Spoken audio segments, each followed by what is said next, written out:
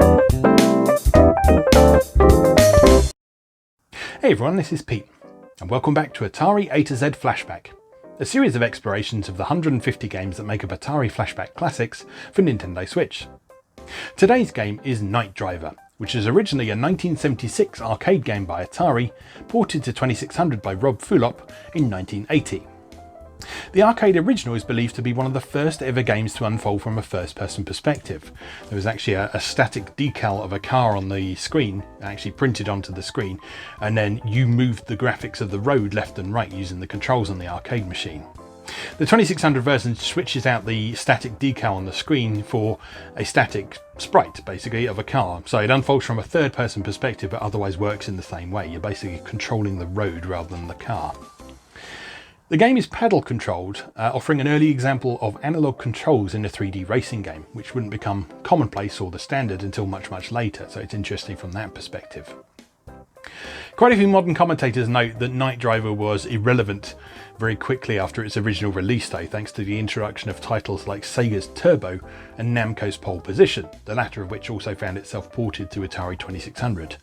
But Night Driver is still worth having a go at in its own right. So let's do that. Let's go play Night Driver.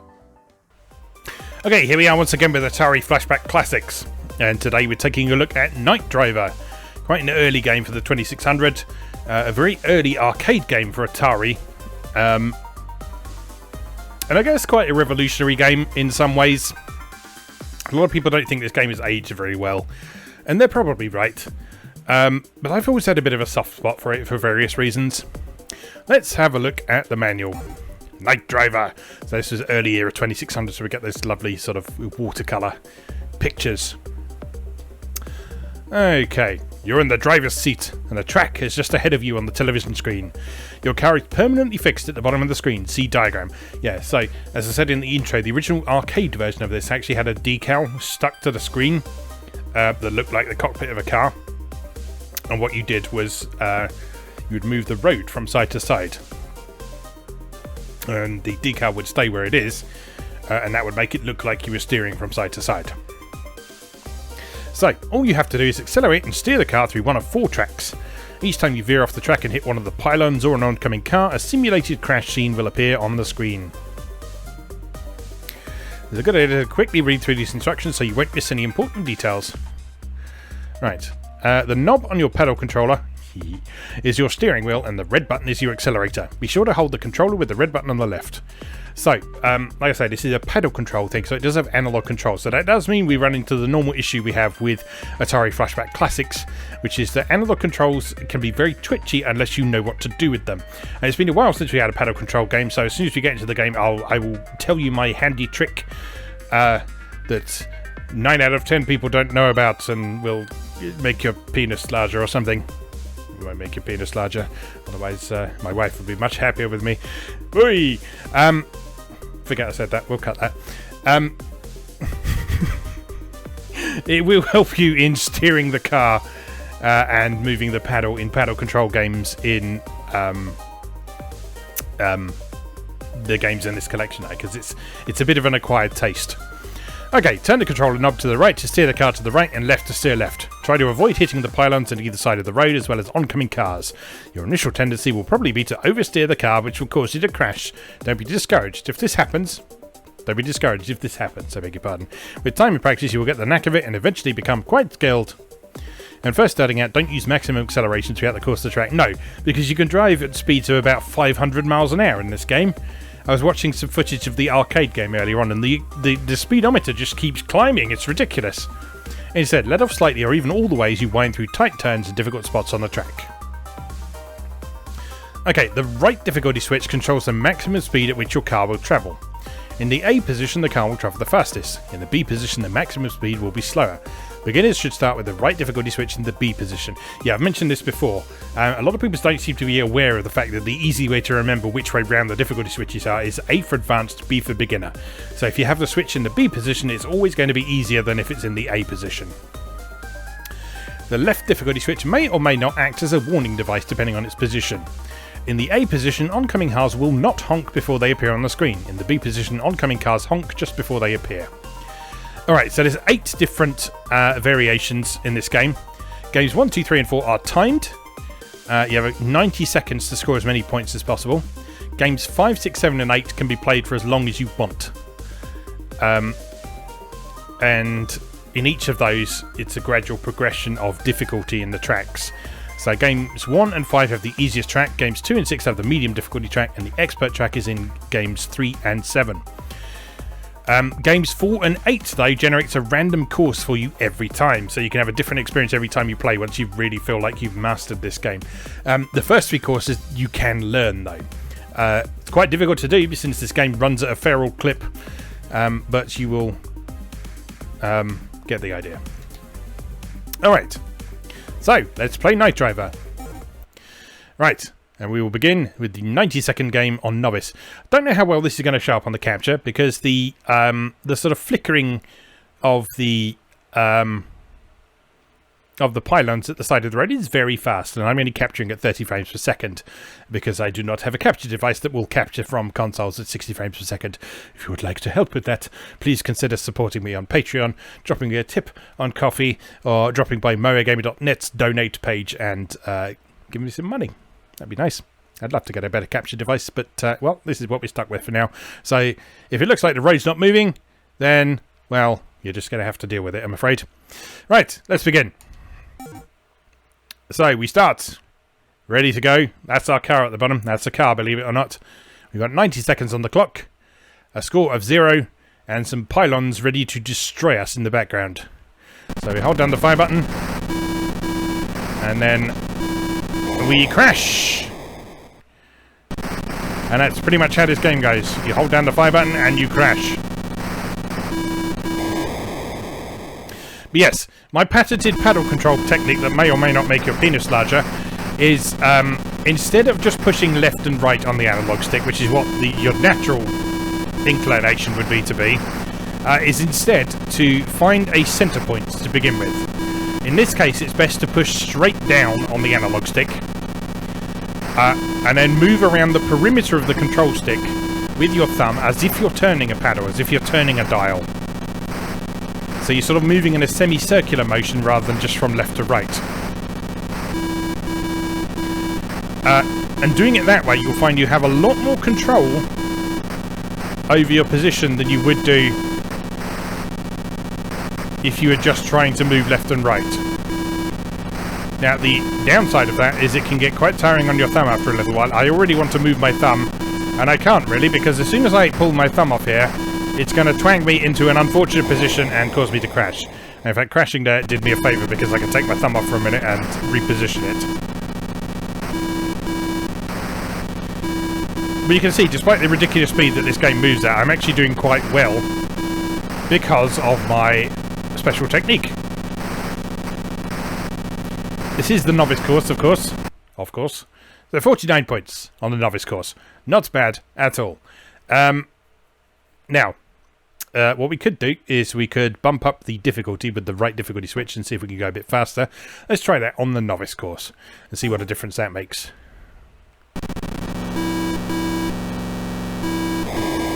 Quite a bit. Oh god, yeah, that's... So, in theory,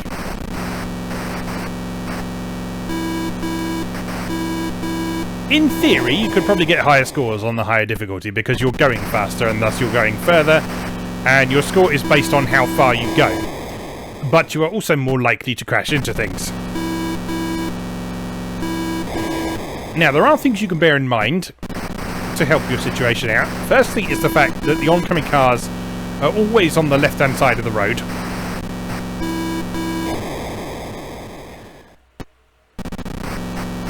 So you could try and keep right, but then you run into the risk of running off the road on the right-hand side. So it's a bit of a balancing act. Or you could do what it suggests in the manual and actually let off the accelerator slightly as you come into corners, which is probably the slightly wiser thing to do.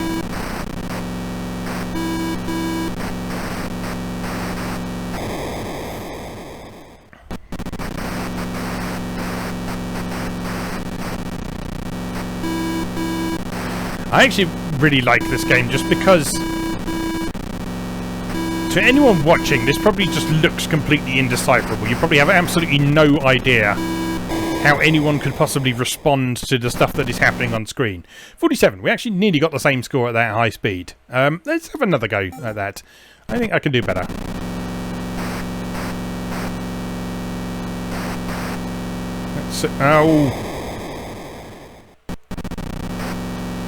Oh god, I'm doing exactly the same as I did last time.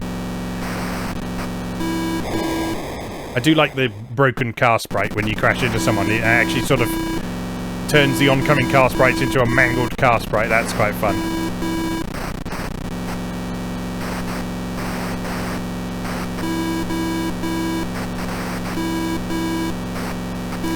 In some respects, it always feels like you do a little bit better if you sort of feather the accelerator and sort of tap it rather than holding it down.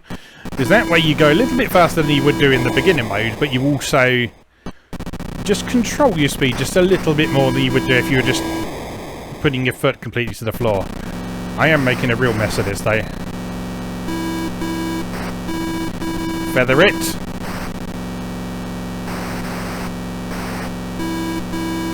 Oh.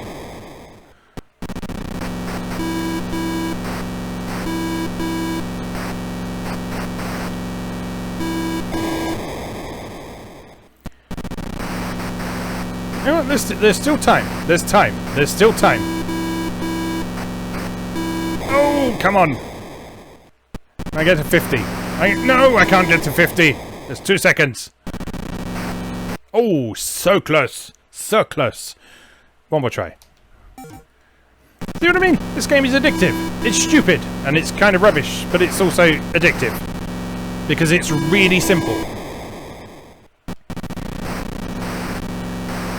And that's good, because that means it's the sort of game that you can hand over to someone, and once they get their head around the controls, which is, granted, a bit of an ask in Atari Flashback Classics, since these paddle controls do take a bit of getting used to, and they're nowhere near as intuitive as what they would have been like on the original 2600. This is an immediately understandable game. I mean, there's games like this on mobile phones. In fact, if I remember correctly, I think Atari even put out a mobile phone, modern mobile phone version of Night Driver quite recently.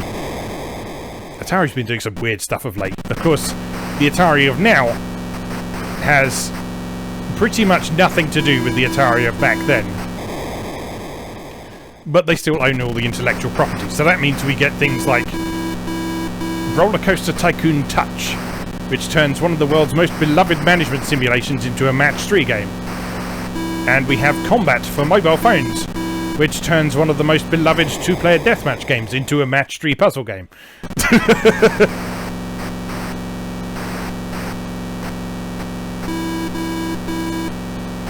That said, that new version of Missile Command they did recently was quite good. Oh, look at that, 57 points. Very nice. Right, I'm going to pop the difficulty back down to normal.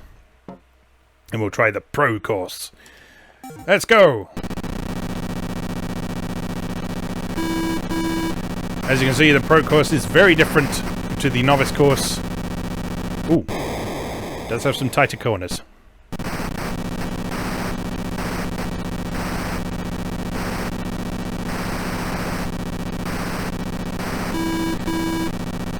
I think this game's really interesting because it manages to create a fairly convincing sense of 3D using absolutely minimal graphics.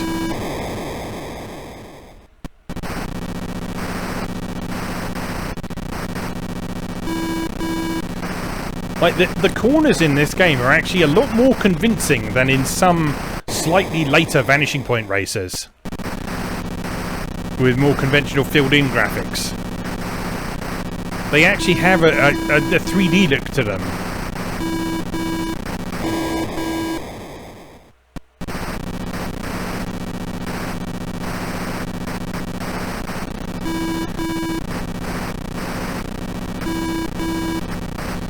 And the way the controls work, I think, is really quite immersive, actually. That's because, yes, although you are driving from a third-person perspective, it does have that same feel as the arcade version, where you're looking down the road and the perspective of the road is moving based on how you're controlling the car. Okay, that was 62. We actually got a higher score on that than we did on beginner. The novice track on the beginner setting. Let's see if we can beat that. I'm sure we can if we crash a bit less. Oh, it's those tight corners. You really do actually genuinely have to slow down for those. It's just quite difficult to see them coming.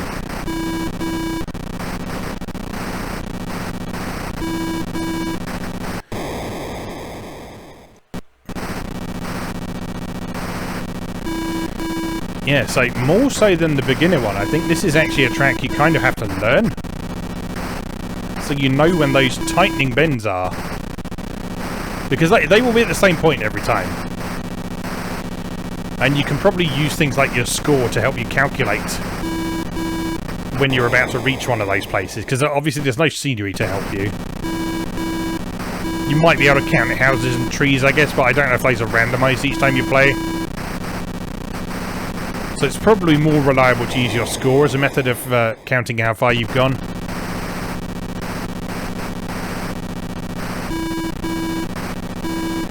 And again, you can rely on the oncoming cars to always be on the left. But those sharp corners all go round to the left as well. So if you're on the right, then you're going to go off the road. Oh, it's tricky. Tricky. There's a lot more depth to this game than people give it credit for, I think.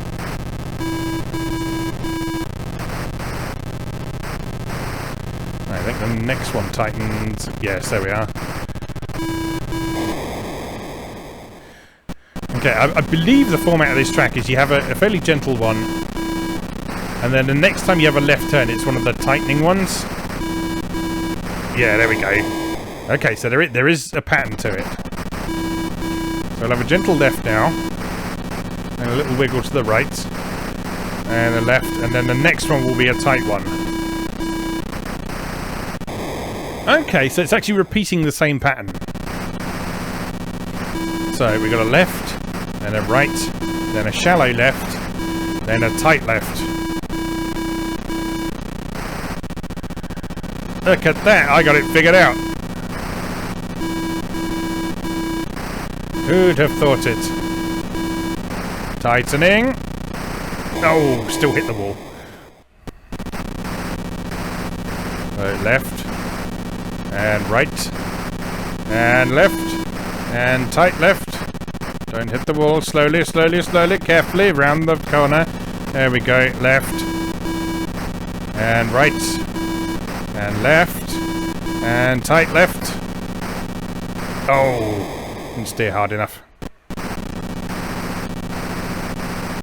I said, despite knowing that, it didn't actually make my score that much higher.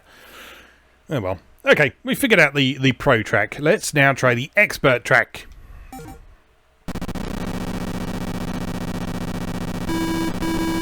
Ooh, tight left straight away. It's going well so far.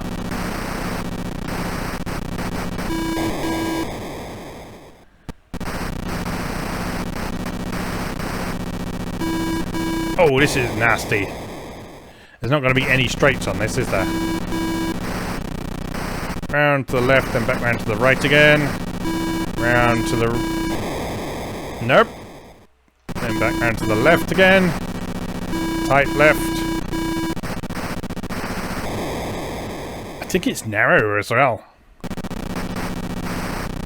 And round to the left, and round to the right. Just chugging along. Everything's fine.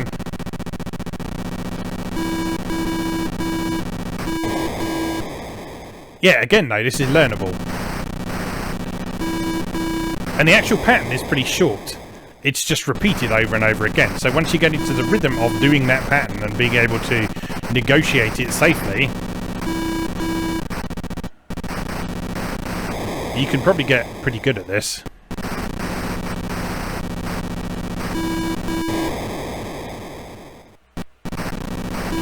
However, I have much to learn. Alright, so that's the expert one. Let's try the random one, just to finish up. God, I've been playing this a lot longer than I thought I had. Yeah, let's make this the last one, then. This is the random course. I don't know... Well, let's see. So, round to the right. Oh, there. And back to the left, and right. Onto the straight, then round to the right. You're going to tighten? No. Round to the left.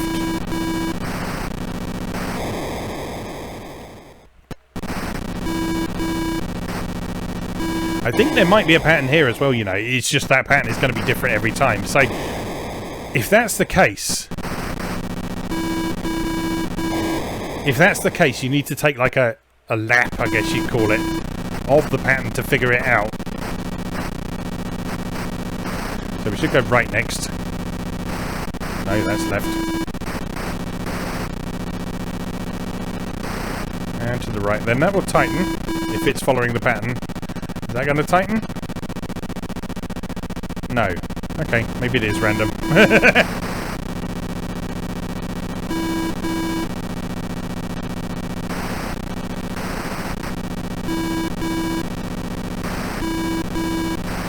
Yeah, this is completely randomised, isn't it? Or is it? Oh, it's so hard to tell.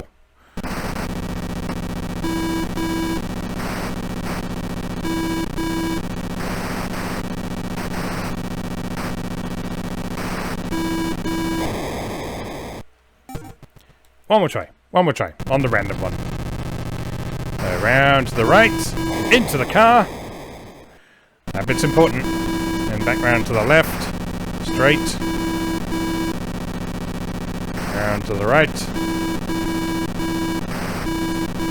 Straight. Round to the right.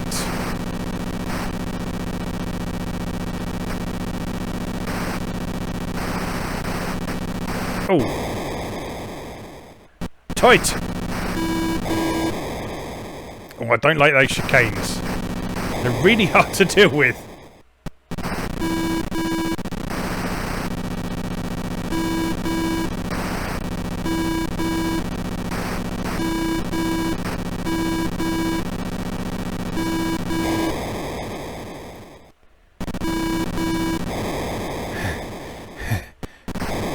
Nah. Oh god.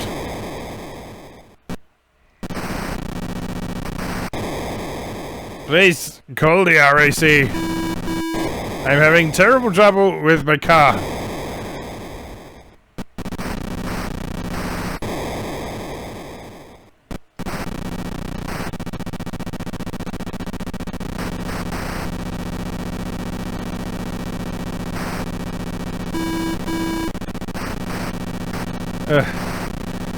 Oh, this is exhausting. 3 seconds. And then I'm free. Oh, God. You know what? I like that game. I like that game. I've taken the piss out of that game in the past. And I've seen other people take the piss out of that game before. But that's really fun. I really like that. Ah. Night Driver. Yeah, you're a good one. Anyway, yeah, I'm not going to say that you're necessarily going to feel that way about that, but give it a chance. Give it a chance. Spend a bit of time with it, learning those courses, and there's actually a lot more to like here than you might realise. A little bit more depth than you might think. It's not just sort of responding to things as you see them. Actually memorising those courses is going to be a key part in getting some high scores, especially once you turn the speed up or turn off the honking cars and that sort of thing. Yeah, that was a really pleasant revelation, actually. I like Night Driver, and I don't care who knows it. Anyway, as always, thank you very much for watching, and I'll see you again next time.